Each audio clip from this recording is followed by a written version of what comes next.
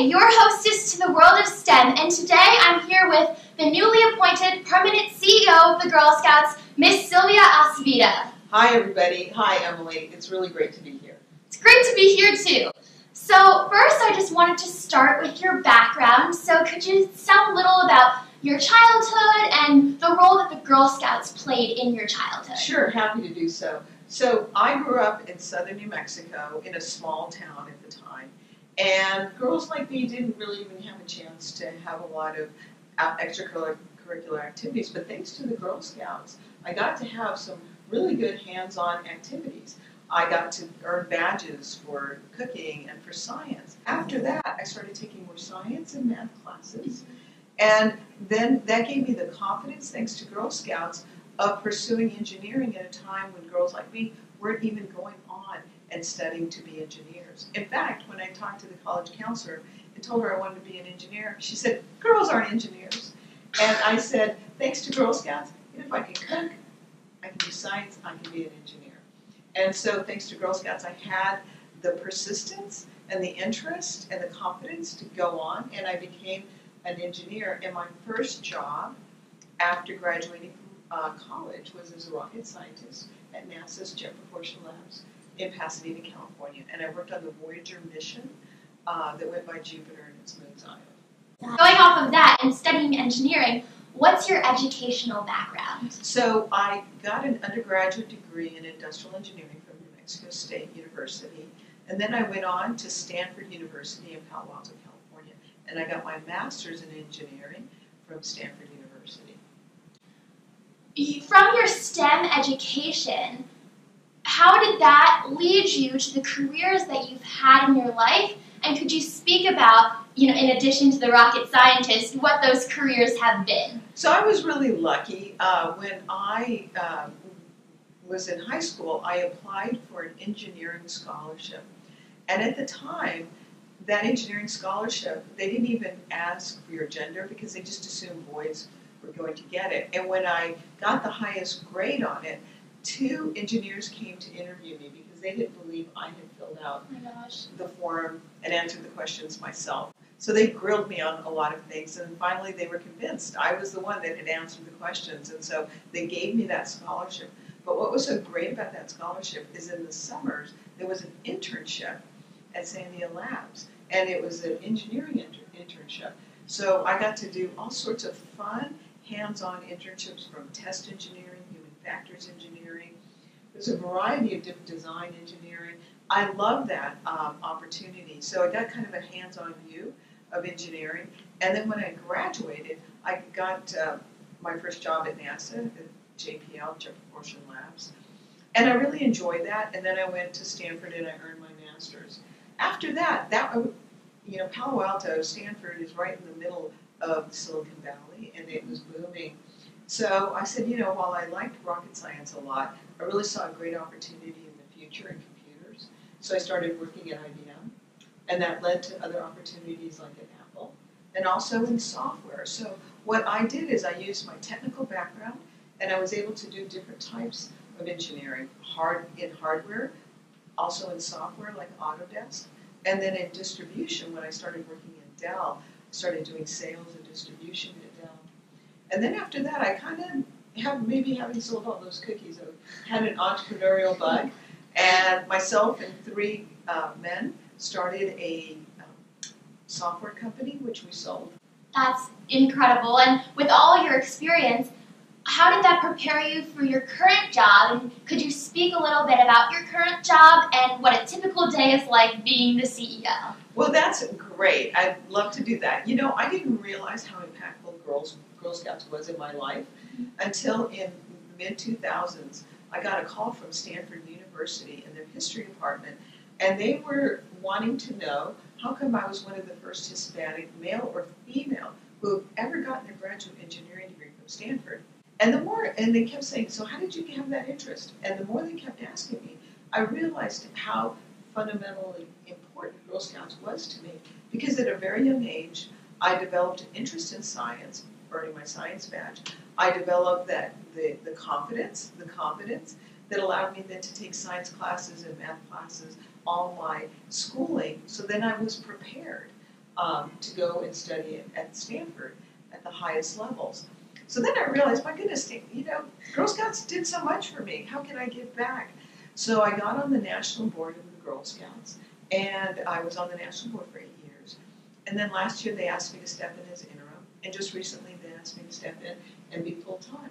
And what's fantastic about my job is, one, I get to interact with people like you, like Emily, because, a lot of girls may not be thinking about their future, but here at Girl Scouts, we are. We're really thinking about how do we create programs that keep you interested, that teach you skills, that prepare you for the changing world.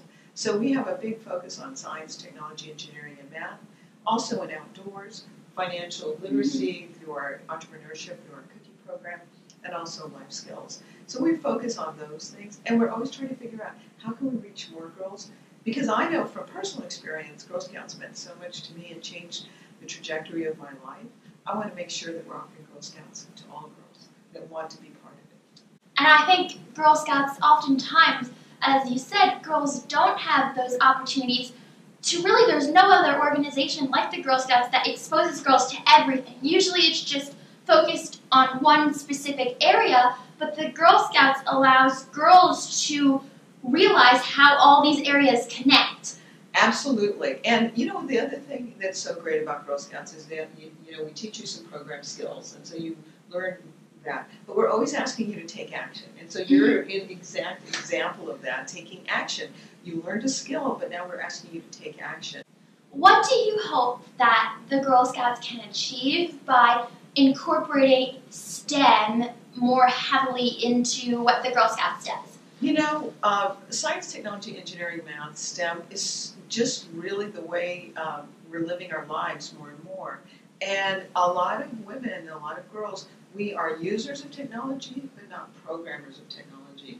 And so it's really important that girls have the skills so that they're able to program, they're able to create their worlds, they're able to really impact the world, because they've got the skills to do that. They're not just using it, they know how to program, they know how to protect themselves. I'm excited about our cybersecurity badges that we've got, but I'm also excited about the hands-on maker badges that we've got. Like, we have 6 new badges coming out with Goldie Blocks.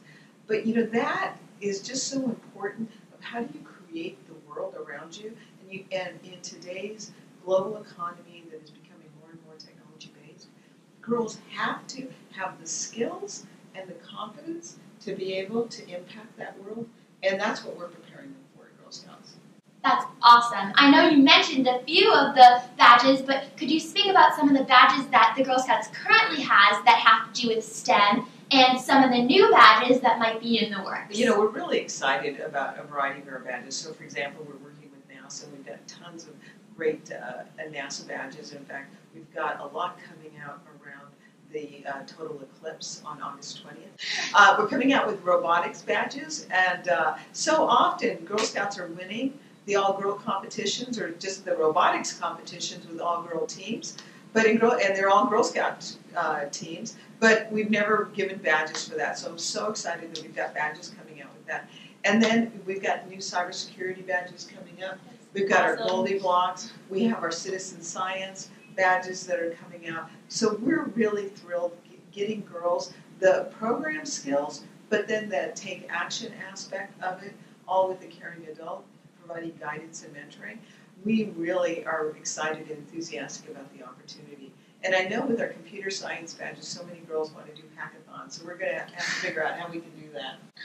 That's awesome, because I feel like oftentimes it's different when you learn STEM in a school environment versus if you can learn it in an environment such as the Girl Scouts, because I think girls can sometimes seem like if you learn it in school, it's very straightforward, you don't have any creativity, you don't have any leeway, but when you're with the Girl Scouts, you're with your friends, you're with your troop, and I think it will encourage more girls to go into STEM because they'll see that it's fun, they'll see that it's creative, and that you can have so much leeway with it, and there's so many other options, especially with the robotics and engineering and NASA badges and the cybersecurity, especially in a school curriculum, you don't really get astronomy, you don't get cybersecurity. So I think those are awesome. Oh, yeah. Those are really great opportunities for girls to learn skills, and who knows? Maybe it'll interest them, so they'll want to pursue a career. But the great thing is we will have triggered and sparked that interest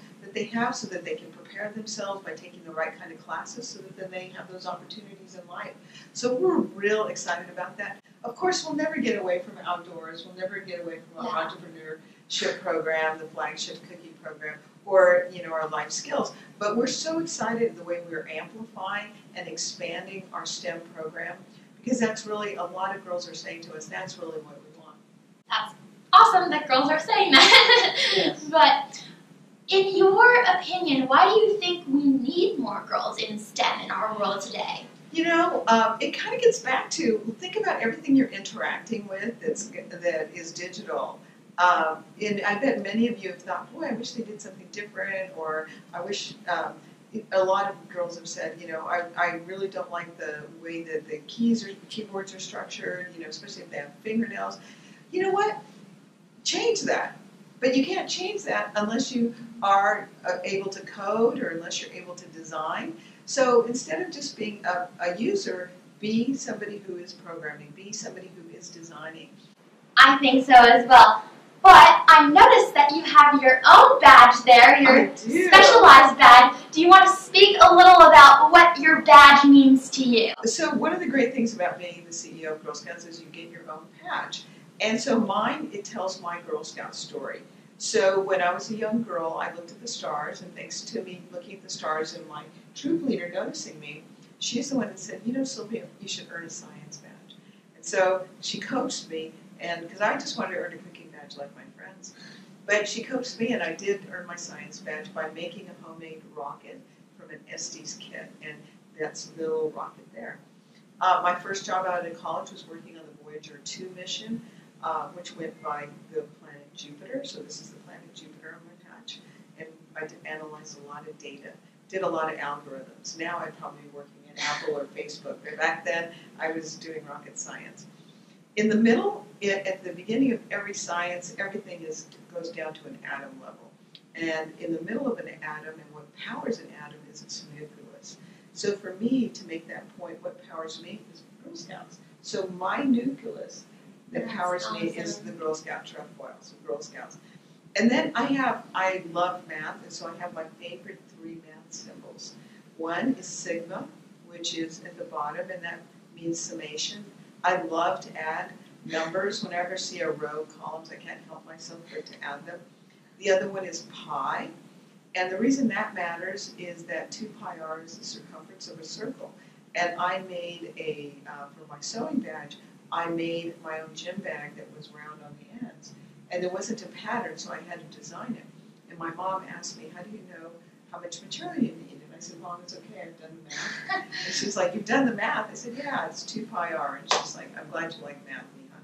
So then finally, infinity. I love that because it's infinite potential. In fact, I even have my infinity cufflinks today because Girl Scout offers infinite potential. I sit here as the CEO of Girl Scouts. I started, Girl Scouts in a small town in Las Cruces, New Mexico, and it's afforded me a million amazing experiences. So I'm so grateful for Girl Scouts. Going off the wall of Girl Scouts, I think one of the first things everyone thinks of when they hear Girl Scouts is the cookies.